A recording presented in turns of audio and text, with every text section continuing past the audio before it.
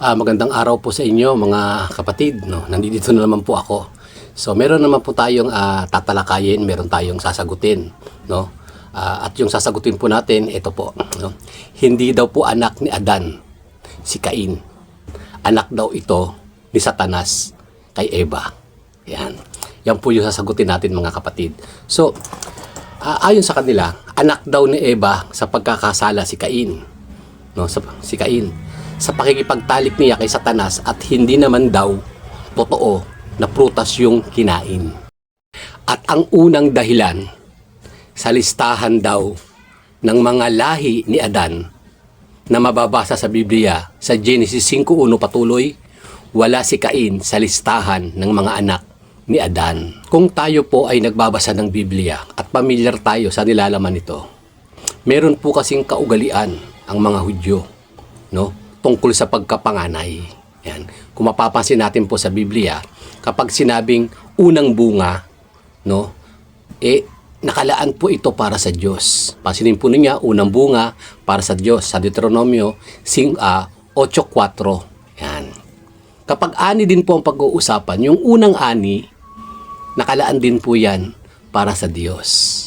Kaya nga yung panganay, no, yung panganay na anak, no, sabi po sa Biblia, sa bilang ang talatay 3, chapter 3 verse 3, no, sapagkat ang lahat ng panganay ay akin, sabi po ng Diyos. So ang mga panganay po, nakalaan ito sa Diyos, nakalaan para maglingkod sa Diyos. Bakit wala sa listahan ng mga panganay sa mga anak ni Adan si Cain? Ito po ang dahilan. Basahin po natin ang unang Kronika 5:1.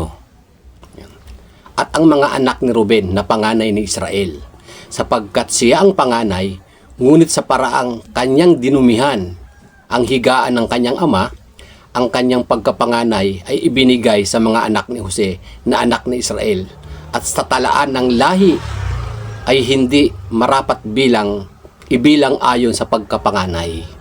Pansinin niyo po yung talata, no?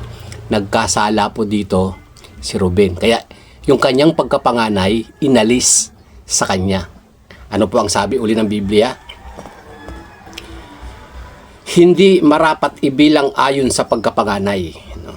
Hindi daw po ayon ibilang ang kanyang pagkapanganay, yan, sa listahan. Yan. Bakit? No? Kaniyang dinumihan ang higaan ng kanyang ama. Dinumihan po niya Ano ba yung kasalanan dito ni Ruben? No? Kung babasahin po natin ng buo yung chapter na to, ang pagkakasala po dito, yung asawa po ng kanyang ama, kanyang tinabihan, kanyang sinipingan. Isang malaking kahihiyan, no, sa lahi, no? Kaya inalis sa kanya yung kanyang pagkapanganay. Gayon din naman si Cain, no? Nagkasala siya sa Diyos, no? Ang kanyang pagkakasala, ano ginawa? Pinatay niya si Abel. At dahil sa kasalanan yon, hindi dapat na ibilang siya sa listahan ng mga anak o lahi ni Adan.